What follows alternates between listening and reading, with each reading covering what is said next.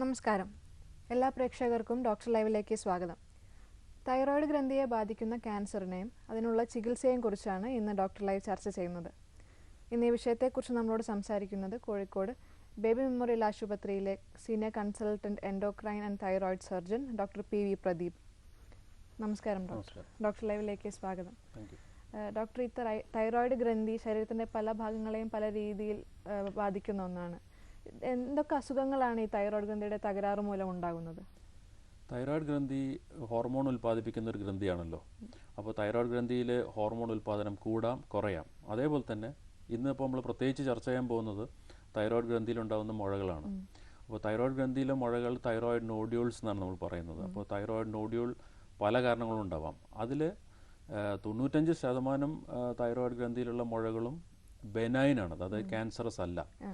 ബാക്കിയുള്ളൊരു 5% മുഴകളാണ് thyroid ക്യാൻസറിൽ പെടുന്നത്. Thyroid അസുഖങ്ങൾ ഇപ്പോൾ ആൾക്കാരിൽ കൂടുതലായി വന്നുകൊണ്ടിരിക്കുന്നു. കേരളത്തിൽ എത്രത്തോളം ആൾക്കാരിൽ തൈറോയ്ഡ് അസുഖങ്ങളുണ്ട്? കേരളത്തിൽ ഇപ്പോഴത്തെ ഒരു ഡാറ്റ വെച്ച് നോക്കുകയാണെങ്കിൽ ഇപ്പോൾ നമുക്ക് കുറേ ഡാറ്റ വരുന്നുണ്ട്. പ്രത്യേകിച്ച് RCC എന്നുള്ള ഡാറ്റയും അമൃത എന്നുള്ള ഡാറ്റയൊക്കെ വെച്ച് നോക്കുമ്പോൾ, അതേപോലെ തന്നെ ICMRൻ്റെ ക്യാൻസർ രജിസ്ട്രിയിലെ ഡാറ്റ വെച്ച് നോക്കുമ്പോൾ, പൊതുവേ ഇപ്പോൾ ഒരു 100 ക്യാൻസർ രോഗികൾ ആശുപത്രിയിൽ വരികയാണെങ്കിൽ ഇന്ത്യയിലെ ഡാറ്റ വെച്ച് നോക്കുമ്പോൾ 1% ആൾക്കാർക്കാണ് തൈറോയ്ഡ് ക്യാൻസർ ഉള്ളത്. പക്ഷേ നമ്മൾ കേരളത്തിലെ ഡാറ്റ വെച്ച് നോക്കുമ്പോൾ ഒരു 5% ആൾക്കാരിൽ തൈറോയ്ഡ് ക്യാൻസർ കാണുന്നുണ്ട്. അത് മാത്രമല്ല, ഏറ്റവും ഇൻട്രസ്റ്റിംഗ് വന്ന ഇപ്പോൾ അടുത്ത് വന്ന ഡേറ്റയിൽ തിരുവനന്തപുരം ജില്ലയിലും കൊല്ലം ജില്ലയിലൊക്കെ ഡേറ്റ നോക്കുമ്പോൾ സ്ത്രീകളിൽ തൈറോയ്ഡ് ക്യാൻസറാണ് സെക്കൻഡ് കോമൺ ക്യാൻസർ. ഏറ്റവും കൂടുതലായിട്ട് കാണുന്നത് ബ്രസ്റ്റ് ക്യാൻസർ, അതിനുശേഷം സെക്കൻഡായിട്ട് നിൽക്കുന്നത് തൈറോയ്ഡ് ക്യാൻസറാണ്. മാത്രമല്ല, ഇപ്പോൾ നമ്മുടെ ഈയിടെ വന്ന ഡേറ്റ പ്രകാരം ഏകദേശം ഒരു 3000 കേസസ് എവറി ഇയർ, ഓരോ വർഷവും പുതുതായിട്ട് തൈറോയ്ഡ് ക്യാൻസർ നമ്മൾ ഡയഗ്നോസ് ചെയ്യുന്നുണ്ട്. അപ്പോൾ അത്രയും അധികം ഇൻസിഡൻസ് ഇപ്പോൾ തൈറോയ്ഡ് ക്യാൻസറിൻ്റെ കാര്യത്തിൽ പ്രത്യേകിച്ച് കേരളത്തിൽ കണ്ടുവരുന്നുണ്ട്. ഇതെങ്ങനെ തൈറോയ്ഡ് ക്യാൻസറിൻ്റെ എണ്ണം കൂടാൻ എന്തെങ്കിലും പ്രത്യേക കാരണങ്ങളുണ്ടോ? ഇതിലിപ്പോൾ ഇതിൻ്റെ കാരണങ്ങൾ കുറേ അന്വേഷിച്ച് തന്നിട്ടുണ്ടെങ്കിലും ഇതൊരു വ്യക്തമായിട്ടൊരു കാരണം നമുക്ക് പറയാൻ പറ്റില്ല. പക്ഷേ ഇതിൽ പറയുന്നത് ഒന്ന്, ഓവർ ഡയഗ്നോസിസ് ആയിരിക്കാം. എന്താണെന്ന് വെച്ച് കഴിഞ്ഞാൽ നമുക്കിപ്പോൾ എല്ലാ ഫെസിലിറ്റീസും ഇവിടെ അവൈലബിൾ ആണ്. എസ്പെഷ്യലി സ്കാനിങ്, പലതരത്തിലുള്ള scanning, ultrasound scanning, CT scanning, ഇപ്പോൾ പെറ്റ് സ്കാനിങ്, കുറേ ഡിസീസിന് പെറ്റ് സ്കാനിങ് ചെയ്യുന്നുണ്ട്. അപ്പോൾ ഇൻസിഡൻ്റലി തൈറോയ്ഡ് നമ്മൾ വിചാരിക്കേണ്ടത് തന്നെ തൈറോയ്ഡ് ഗ്രന്ഥിയിൽ മുഴകൾ കാണുന്നുണ്ട്. അപ്പോൾ ഈ ഓവർ ഡയഗ്നോസിസ് കൊണ്ടായിരിക്കാം ഇതേ പ്രതിഭാസം കുറച്ച് കൊല്ലങ്ങൾ മുമ്പ് സൗത്ത് കൊറിയയിൽ കണ്ടിരുന്നു. കാരണം എന്ന് വെച്ചാൽ അവിടെ ഇതുപോലെ ഈ ഡയഗ്നോസ്റ്റിക് മൊഡാലിറ്റീസ് കൂടുതൽ യൂസ് ചെയ്ത് തുടങ്ങിയപ്പോൾ ഈ ഡയഗ്നോസിസ് ചെയ്യുന്നതും ക്യാൻസർ ഡിറ്റക്ഷനും കൂടിയിരുന്നു. പക്ഷെ അത് താൽക്കാലിക ഫിനോമിനൻ ആയിരുന്നു. അത് കഴിഞ്ഞപ്പോൾ അത് ഒരു നോർമലൈസ്ഡായി. ഇത് അതുപോലത്തെ ഒരു ഫിനോമിനൻ ആയിരിക്കാം. പിന്നെ പറയുന്ന രണ്ടാമത്തെ കാരണം എന്താണെന്ന് വെച്ചാൽ നമ്മുടെ ഈ കേരളത്തിൽ എസ്പെഷ്യലി കോസ്റ്റൽ ഏരിയസിൽ കാണുന്ന സാൻഡ് അത് തോറിയം റിച്ച് ആണ്. അപ്പോൾ അതുകൊണ്ടുള്ള ബാക്ക്ഗ്രൗണ്ട് ഇറേഡിയേഷൻ ആയിരിക്കാം ഒരു കാരണം എന്നാണ് പറയുന്നത്. പക്ഷേ ശരിയായ കാരണം നമുക്ക് അങ്ങനെ അങ്ങോട്ട് പറയാൻ പറ്റത്തില്ല. ഈ തൈറോയ്ഡ് ഗ്രന്ഥിയിലുണ്ടാകുന്ന മുഴകളാണല്ലോ പലപ്പോഴും അസുഖങ്ങളാണെന്ന് നമ്മൾ തിരിച്ചറിയാൻ. എങ്ങനെയുള്ള മുഴകളാണ് ക്യാൻസറായി മാറുന്നത്? ഇത് വളരെ പ്രസക്തമായ ചോദ്യമാണ്. തൈറോയ്ഡ് ഗ്രന്ഥിയിലെ മുഴകൾ പലപ്പോഴും നമ്മളത് ക്യാൻസറസ് ആണോ അല്ലയോ എന്ന് നമുക്ക് പറയാൻ ബുദ്ധിമുട്ടായിരിക്കും. കാരണം എന്ന് വെച്ചാൽ അതിന് ലക്ഷണങ്ങളൊന്നും ഉണ്ടാവില്ല. അപ്പോൾ ഒരു ക്യാൻസർ അല്ലാത്തൊരു മുഴയും ക്യാൻസർ ഉള്ള മുഴയും തമ്മിൽ വ്യത്യാസം പേഷ്യൻറ്റിന് പെട്ടെന്ന് മനസ്സിലാവില്ല. കാരണം എന്താണെന്ന് വെച്ചാൽ അതിൽ വേദനയോ അതല്ലെങ്കിൽ സാധാരണ നമ്മൾ ക്യാൻസർ സംശയിക്കുക എന്തെങ്കിലും പെട്ടെന്ന് വലുതാവുക, വേദന വരിക, അങ്ങനെയുള്ള സിംറ്റംസ് ഒന്നും ചിലപ്പോൾ പലപ്പോഴും 95% കേസുകളിലും തൈറോയ്ഡ് ക്യാൻസറിൽ ഉണ്ടാവില്ല. അപ്പോൾ ഈ മുഴകളിൽ ക്യാൻസർ ഉണ്ടോ ഇല്ലയോ എന്ന് അറിയണമെങ്കിൽ അതിന് ഒരു സ്പെഷ്യലിസ്റ്റിൻ്റെ അടുത്ത് പോയി അതൊന്ന് എക്സാമിൻ ചെയ്യിപ്പിക്കണം. അതൊന്ന്. രണ്ടാമത് ഇതിനുള്ള ടെസ്റ്റുകൾ. ഏതൊരു മുഴ കണ്ടാലും ഈവൻ ദോ 95% മുഴകളും ക്യാൻസറസ് അല്ലെങ്കിലും നമ്മൾ ആ 95% പെടുവോ ഇല്ല എന്നുള്ള അറിയാനുള്ള ടെസ്റ്റുകൾ അത് ചെയ്തതിന് ശേഷം അങ്ങനെയുള്ളൊരു പ്രോബ്ലം ഇല്ല എന്നുള്ളത് മനസ്സിലാക്കണം. എന്തൊക്കെ ടെസ്റ്റുകളാണ് ഇത് അർബുദമല്ല സ്ഥിരീകരിക്കാൻ ചെയ്യുന്നത്? തൈറോയ്ഡ് ഗ്രന്ഥിയിൽ ക്യാൻസർ ഉണ്ടോ ഇല്ല എന്നറിയാൻ വേണ്ടി നമ്മൾ കാര്യമായിട്ട് ചെയ്യുന്ന 2 ടെസ്റ്റുകളാണ്. ഒന്ന് അൾട്രാസൗണ്ട് തൈറോയ്ഡ്. ഈ അൾട്രാസൗണ്ട് തൈറോയ്ഡ് ഒരു ക്വാളിഫൈഡ് ആയിട്ടുള്ള സ്പെഷ്യലിസ്റ്റ് ആയിട്ടുള്ള റേഡിയോളജിസ്റ്റ് ചെയ്യുകയാണെങ്കിൽ ഒരു 80 മുതൽ 85% ആക്യുറസിയോടുകൂടി നമുക്ക് അതിൻ്റെ അകത്ത് ക്യാൻസർ ഉണ്ടോ ഇല്ല എന്ന് പറയാൻ പറ്റും. അതേപോലെ തന്നെ ഒരു ടെസ്റ്റാണ് FNAC, fine needle aspiration cytology. അതായത് ഈ തൈറോയിഡിൽ കാണുന്ന മുഴകളിൽ ഒരു ചെറിയൊരു ഇഞ്ചക്ഷൻ ചെയ്തിട്ട് അതിനകത്ത് കുറച്ച് ഫ്ലൂയിഡ് ആസ്പിറേറ്റ് ചെയ്തെടുത്തിട്ട് അതിനെ നമ്മൾ പാത്തോളജിസ്റ്റിന് കൊടുക്കുകയാണ് ചെയ്യുന്നത്. അപ്പോൾ അതിൻ്റെ അകത്ത് മാലിഗ്നൻറ്റ് സെൽസ് ഉണ്ടോ ഇല്ലയോ എന്നുള്ളത് പാത്തോളജിസ്റ്റിന് പറയാൻ പറ്റും. ഇതിൽ ശ്രദ്ധിക്കേണ്ടതെന്ന് വെച്ചാൽ പലപ്പോഴും ഈ ഒരു മുഴയായിട്ട് പേഷ്യൻ്റ് ഡോക്ടറെ അടുത്ത് പോകുമ്പോഴും അതേപോലെ തന്നെ പാത്തോളജിസ്റ്റിൻ്റെ അടുത്ത് പോകുമ്പോഴും ഏറ്റവും വലിയ മുഴ നോക്കിയിട്ടാണ് ഈ ആസ്പിറേഷൻ ചെയ്യുക, അല്ലെങ്കിൽ ഏറ്റവും പുറത്തേക്ക് കാണുന്ന മുഴയെന്നായിരിക്കും ആസ്പിറേറ്റ് ചെയ്യുക. അതാണ് പലപ്പോഴും നമ്മൾ ഈ ഡയഗ്നോസിസ് മിസ് ചെയ്യാൻ കാരണം. അപ്പോൾ അതുകൊണ്ട് ഇതിന് അൾട്രാസൗണ്ട് ഗൈഡൻസിൽ, അതായത് അൾട്രാസൗണ്ട് ചെയ്തിട്ട് കുറേ മുഴകൾ ഉള്ളതിൽ വെച്ചിട്ട് ഏറ്റവും കുഴപ്പമുണ്ടാവാൻ സാധ്യതയുള്ള മുഴയിൽ ആസ്പിറേഷൻ ചെയ്യണം. അങ്ങനെ ചെയ്തു കഴിഞ്ഞാൽ നമുക്ക് ക്യാൻസർ മിസ് ചെയ്യാനുള്ള ചാൻസസ് കുറവാണ്. എന്തുകൊണ്ടാണ് സ്ത്രീകളിൽ തൈറോയ്ഡ് ഗ്രന്ഥികളിൽ ഇത്രയും പ്രശ്നങ്ങൾ ഉണ്ടാകുന്നത്? ഇതിന് അങ്ങനെ വ്യക്തമായിട്ടൊരു കാരണം പറയാൻ പറ്റത്തില്ല. ഇതിന് ഒരു റീസൺ ഓട്ടോ ഇമ്മ്യൂൺ ഡിസീസ്. ഈ ഓട്ടോ ഇമ്മ്യൂൺ ഡിസീസ് കൂടുതലായിട്ട് കാണുന്നത് സ്ത്രീകളിലാണ്.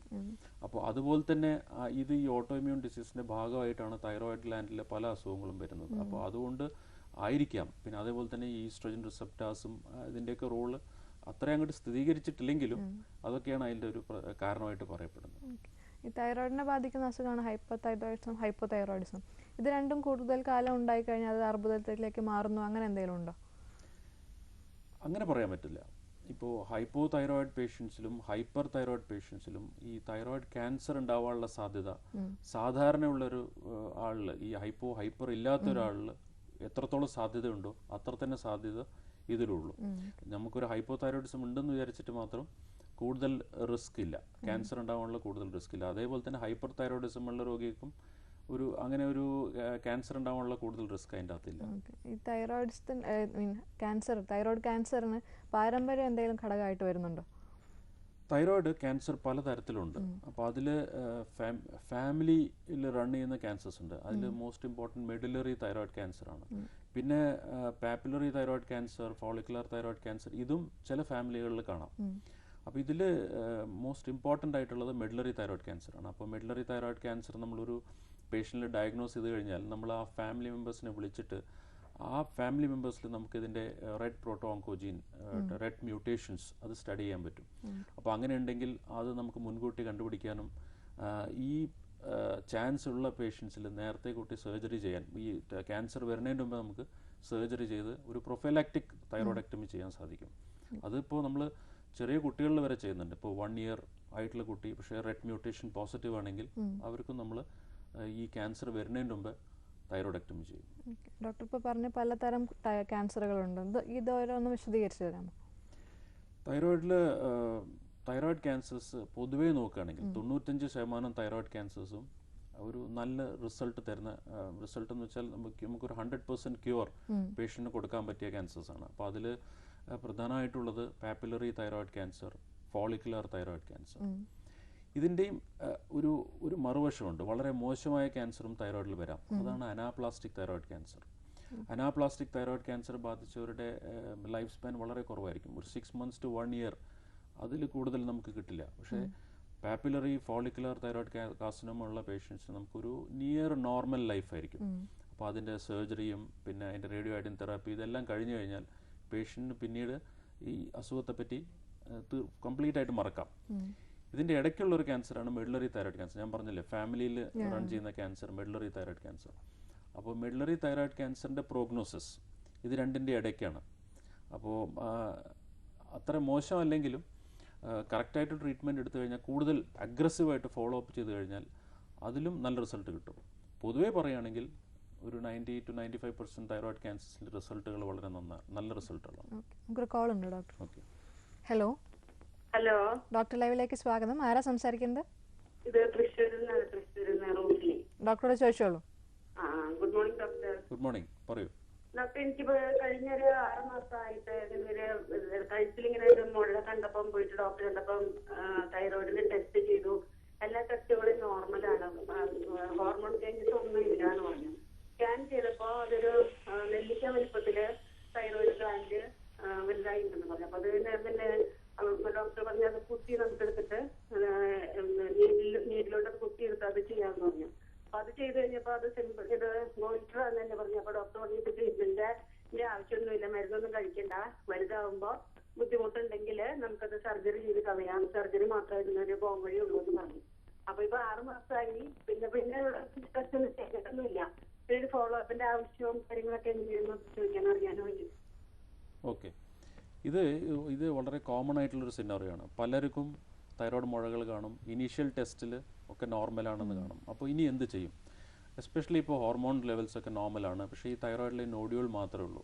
നമ്മളിതിൽ ചില കാര്യങ്ങൾ മനസ്സിലാക്കണം. ഒന്ന്, ഈ നോഡ്യൂൾ തനിയെ പോവില്ല. പലപ്പോഴും അത് അതേ പൊസിഷനിൽ അങ്ങനെ നിൽക്കും. ചിലപ്പോൾ കൊല്ലങ്ങളോളം അതേപോലെ നിൽക്കും, അതിൽ മാറ്റങ്ങളൊന്നും വരില്ല. അപ്പോൾ ഇതിൽ നമ്മൾ ഉറപ്പാക്കേണ്ടത് എന്താണെന്ന് വെച്ചാൽ ഇതിൻ്റെ അകത്ത് ക്യാൻസറോ അങ്ങനെ വല്ല മാറ്റങ്ങളോ ഉണ്ടോ എന്നുള്ളതാണ്. അതിൻ്റെ സാധ്യത വളരെ കുറവാണ്. എന്നിരുന്നാലും നമ്മളത് എങ്ങനെ മനസ്സിലാക്കുന്നതെന്ന് വെച്ച് കഴിഞ്ഞാൽ നമ്മൾ ഈ ഓരോ 6 മാസം കൂടുമ്പോൾ അൾട്രാസൗണ്ട് സ്കാനിങ് ചെയ്ത് നോക്കുക. അതിൻ്റെ അകത്ത് എന്തെങ്കിലും വ്യത്യാസം വരുന്നുണ്ടെങ്കിൽ വീണ്ടും FNAC ചെയ്യുക. FNAC ചെയ്തിട്ട് അതിൻ്റെ അകത്ത് നമുക്കത് റൂൾ ഔട്ട് ചെയ്യാൻ പറ്റുന്നില്ല, സംശയം റൂൾ ഔട്ട് ചെയ്യാൻ പറ്റുന്നില്ല. അതേപോലെ തന്നെ ഇപ്പോൾ ഈ അൾട്രാസൗണ്ടിൽ നമ്മുടെ നോഡ്യൂളുടെ സൈസ് വലുതാവുകയാണ്, കഴിഞ്ഞ പ്രാവശ്യം കണ്ടതിനേക്കാൾ ഒരു 50% വോളിയം കൂടുകയാണെങ്കിൽ അങ്ങനെയുള്ള കേസുകളിൽ നമ്മളത് വീണ്ടും ബയോപ്സി ചെയ്യുകയോ അല്ലെങ്കിൽ അത് തൈറോയ്ഡക്ടമി ചെയ്യാനോ നമ്മൾ സജസ്റ്റ് ചെയ്യാറുണ്ട്. വിളിച്ചിരുന്നു നന്ദി. ഒരു കോളും കൂടി ഉണ്ട് doctor. Okay. Hello. Hello, doctor ലൈവിലേക്ക് സ്വാഗതം. ആരാ സംസാരിക്കുന്നത്? എന്റെ പേര് ലിൻസി, ഞാൻ ചാലക്കുടിയിൽ നിന്ന് വിളിക്കുന്നു. ഡോക്ടറോട് ചോദിച്ചോളൂ. ഹലോ. ഹലോ, പറയൂ. ഹലോ ഡോക്ടർ, ഞാൻ എന്റെ ഹസ്ബൻഡിന് വേണ്ടിയാണ് വിളിക്കുന്നത്. ഓക്കെ. എന്റെ ഹസ്ബൻഡ് ഇപ്പം 32 വയസ്സുണ്ട്. ഹലോ. പറഞ്ഞോളൂ പറഞ്ഞോളൂ, കേൾക്കുന്നുണ്ട്. ഹസ്ബൻഡ് ആണെങ്കിൽ തൈറോയിഡ് ഉണ്ട്, അത് പക്ഷെ ബ്ലഡിലാണ്. ഓക്കെ. ഇപ്പൊ ലാസ്റ്റ് ചെക്ക് ചെയ്തപ്പോ 14 ഉണ്ടായിരുന്നു. എന്താ TSH ആണോ? TSH ചെക്ക് ചെയ്തപ്പോ. ഓക്കെ. അതിനകത്ത് ഏതാ മരുന്നത്? അതിനകത്ത് 100 mcgയുടെ മരുന്നാണ് കഴിച്ചുകൊണ്ടിരിക്കുന്നത്. ഓക്കെ. അപ്പൊ അത് വല്ല പ്രോബ്ലം ഉണ്ടാവോ? ഇല്ല, ഇത് ഈ TSH 14 എന്ന് വെച്ചാൽ അവർ കഴിക്കുന്ന ഡോസ് കുറവാണെന്നാണ് കാണിക്കുന്നത്. അപ്പോൾ അതിന് നിങ്ങളെ ഇപ്പോൾ ട്രീറ്റ് ചെയ്യുന്ന ഡോക്ടറെ തന്നെ കണ്ടിട്ട് ഡോസ് നിങ്ങൾക്ക് കൂട്ടേണ്ടി വരും. അത് അവരെ തന്നെ കണ്ടിട്ട് ഡോക്ടറെ തന്നെ കണ്ടിട്ട് ഡോക്ടറുടെ നിർദ്ദേശാനുസരണം ഡോസ് കൂട്ടാം. അതിപ്പോൾ തൈറോയിഡിൽ വേറെ നമ്മൾ സ്കാൻ ചെയ്തിട്ട് നോഡ്യൂൾസ് ഒന്നും ഇല്ലെങ്കിൽ വേറെ ഒന്നും പേടിക്കാനില്ല. ജസ്റ്റ് ഇത് ഡോസ് അഡ്ജസ്റ്റ് ആണ്. അതെ, TSH മാത്രം ചെക്ക് ചെയ്താൽ മതി. TSH മാത്രം ചെക്ക് ചെയ്താൽ മതി. വിളിച്ചത് നന്ദി. ഡോക്ടർ ലൈവിൽ ഇടവേളയാണ്.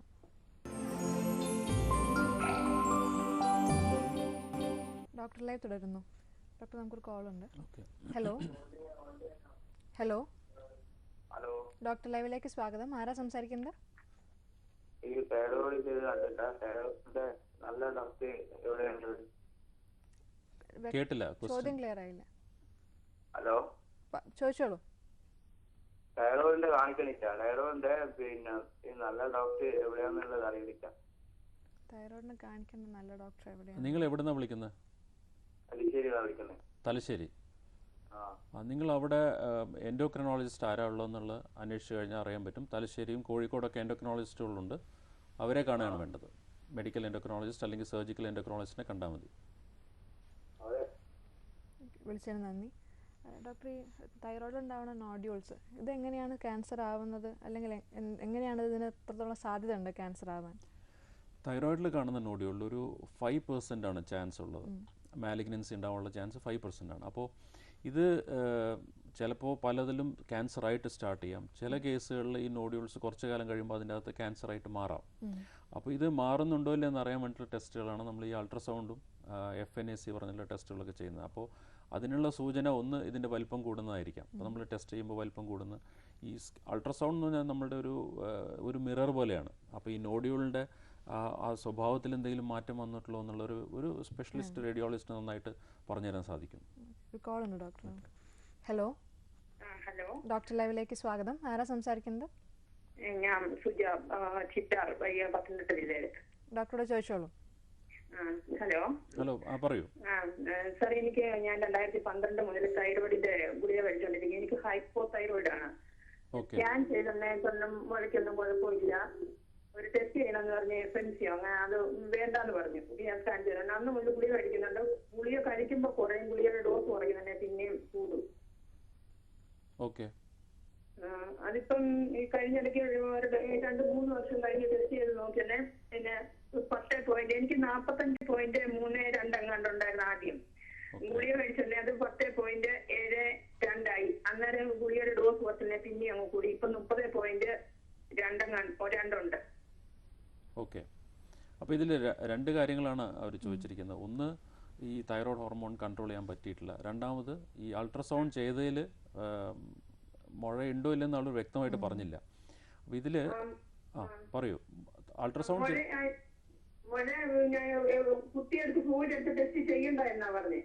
അപ്പോൾ മുഴയുണ്ട്. ഓക്കെ, അങ്ങനെ വരുമ്പോൾ ഈ ആദ്യം നമ്മൾ നോക്കേണ്ട ഈ തൈറോയിഡിൻ്റെ ഗ്ലാൻഡിൻ്റെ ഫങ്ഷൻ നോർമലൈസ് ചെയ്യാമെന്നാണ്. അപ്പോൾ അതിനിപ്പോൾ TSH നോർമൽ അല്ലെങ്കിൽ നമ്മൾ കഴിക്കുന്ന ഡോസ് കറക്റ്റ് അല്ല, അല്ലെങ്കിൽ ഡോസ് കുറവാണെന്നാണ്. അപ്പോൾ അതിന് ഡോസ് കൂട്ടിയിട്ട് അത് നോർമൽ ആക്കണം. അതിന് നിങ്ങളുടെ ഫിസിഷ്യനെ കണ്ടിട്ട് നോർമലാക്കാം. പിന്നെ രണ്ടാമത്തെ കാര്യം തൈറോയിഡിലുള്ള തടിപ്പാണ്. അപ്പോൾ ആ തടിപ്പ് ആ ഒരു സിറ്റുവേഷനിൽ അന്ന് കണ്ടപ്പോൾ FNAC വേണ്ടാന്ന് ഡോക്ടർ അഭിപ്രായപ്പെട്ടെങ്കിലും 6 മാസം കൂടുമ്പോൾ അൾട്രാസൗണ്ട് ചെയ്തിട്ട് അത് വലുതാവുന്നുണ്ടെങ്കിൽ നമ്മൾ അതിന് FNAC ചെയ്യേണ്ടി വരും. വിളിച്ചതിന് നന്ദി. ഒരു കോളും കൂടി ഉണ്ട് ഡോക്ടർ. ഹലോ, ഹലോ, ഡോക്ടർ ലൈവിലേക്ക് സ്വാഗതം. ആരാ സംസാരിക്കുന്നത്? ഞാൻ യാക്കൂബാണ് എൻ്റെ പേര്, പാലക്കാട് നിന്നാണ്. ഡോക്ടറോട് ചോദിച്ചോളൂ. ഡോക്ടർ പറയൂ. ഹലോ, പറയൂ. പിന്നെ എൻ്റെ ഭാര്യയ്ക്ക് വേണ്ടിയിട്ടാണ്. ഭാര്യയ്ക്ക് 3 വർഷമായിട്ട് ഡോക്ടർ തൈറോയിഡിന്റെ അസുഖം തുടങ്ങിയിട്ട്. ഓക്കെ. അപ്പോൾ മരുന്ന് കഴിച്ചുകൊണ്ടിരിക്കുന്നുണ്ട്. പാലക്കാട് തന്നെയാണ് ഡോക്ടറിനെ കാണിച്ചത്. ഓക്കെ. പക്ഷെ ഇപ്പൊ ഈ 1 വർഷമായിട്ട് ഈ മാസം ഇത് ബ്ലഡ് ബ്ലീഡിങ് നിൽക്കാണ്ട് പോകുന്നുണ്ട്. ഓക്കെ. അപ്പൊ അത് പിന്നെ ഇപ്പൊ ഇത് ഇങ്ങനെ നന്നായി പോകുന്നുണ്ട്. ഓക്കെ. പിന്നെ അപ്പൊ 1 മാസം പോകും, 1 മാസം ഫുള്ളായിട്ട് പോകും, പിന്നെ 2 മാസം നിൽക്കും. നിങ്ങളിപ്പോൾ അടുത്ത് തൈറോയിഡ് ഫംഗ്ഷൻ നോക്കിയിരുന്നോ? തൈറോയിഡിൻ്റെ ബ്ലഡ് ടെസ്റ്റ് നോക്കിയിരുന്നോ? നോക്കിയിരുന്നു. ഓക്കെ, അത് നോർമലാണോ? അത് നോർമലാണെന്നാണ് പറഞ്ഞത്. അതിന്റെ ഗുളിക കഴിച്ചുകൊണ്ടിരിക്കുന്നുണ്ട്. ഓക്കെ. ഈ തൈറോയിഡിൻ്റെ ഹോർമോൺ കുറയുമ്പോൾ ഇങ്ങനെയുള്ള സിംറ്റംസ് ഉണ്ടാവാം. ഇപ്പോൾ തൈറോയിഡിൻ്റെ ഹോർമോൺ നോർമലായിട്ടും ഇതുപോലെ സിംറ്റംസ് ഉണ്ടെങ്കിൽ എൻ്റെ ഒരു അഭിപ്രായത്തിൽ നിങ്ങൾ അവിടെ അടുത്തുള്ളൊരു ഗൈനക്കോളജിസ്റ്റിനെ കണ്ടിട്ട് വേറെ വല്ല കാരണങ്ങളുണ്ടോ എന്ന് നോക്കണം. അറിയോ, ഞാൻ കാണിച്ചു ഡോക്ടർ. കാണിച്ചപ്പോൾ അവർ പറഞ്ഞത് തൈറോയിഡിന്റെ കൂടുതലാകുമ്പോൾ ചിലപ്പോൾ ആകാൻ സാധ്യതയുണ്ട് എന്നാണ് പറഞ്ഞത്. അതിൻ്റെയാണോ ഡോക്ടർ? അല്ല, അത് അവർ പറഞ്ഞത് ശരിയാണ്. തൈറോയ്ഡ് ഹോർമോൺ കൺട്രോൾ അല്ലാത്തപ്പോൾ, അതായത് TSH കൂടുതലായിരിക്കുമ്പോൾ അങ്ങനെ ഒരു സാധ്യതയുണ്ട്. പക്ഷേ നിങ്ങളുടെ കേസിൽ അത് നോർമലായ സ്ഥിതിക്ക് അതുകൊണ്ടാവാനുള്ള സാധ്യത കുറവാണ്. അതുകൊണ്ട് വീണ്ടും ഗൈനക്കോളജിസ്റ്റിനെ കാണുന്നതായിരിക്കും നല്ലത്. അതെ, പക്ഷേ അത് ഞങ്ങൾ സ്കാനിങ് എടുത്തു ഡോക്ടർ. എടുത്തപ്പോൾ പറഞ്ഞത് ചെറിയൊരു മുഴ ഉണ്ട് എന്നാണ് പറഞ്ഞത്. ഓക്കെ. അപ്പോൾ അതിൻ്റെ ഒരു കാരണം ഇപ്പോൾ വ്യക്തമായല്ലോ, ബ്ലീഡിങ് വരുന്നതിൻ്റെ കാരണം. വിളിച്ചതിന് നന്ദി. ഡോക്ടർ ലൈവിൽ മറ്റൊരു ഇടവേളയാണ്.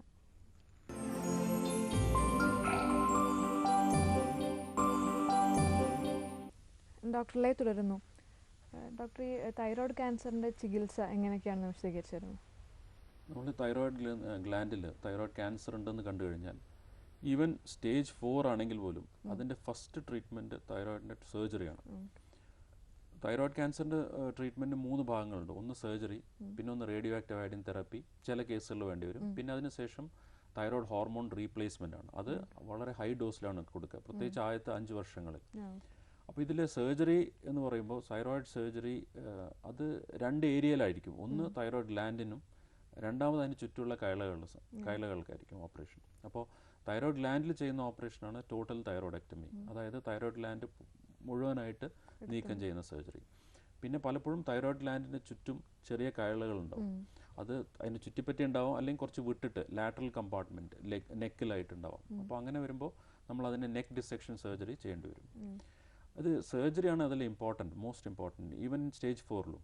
അപ്പോൾ തൈറോയ്ഡ് ഗ്ലാൻഡിൻ്റെ സർജറി ചെയ്തിട്ട് റെമനൻ്റ് ഒന്നും ബാക്കിയില്ലെങ്കിൽ, അത് തൈറോയ്ഡ് ഗ്ലാൻഡിൻ്റെ ഒരു അംശവും ബാക്കിയില്ലെങ്കിൽ സെക്കൻഡ് ട്രീറ്റ്മെൻറ്റായ റേഡിയോ ആക്റ്റീവ് അയഡിൻ ട്രീറ്റ്മെൻറ്റ് ഒരു 15 to 20% ആൾക്കാരിൽ വേണ്ടി വരില്ല.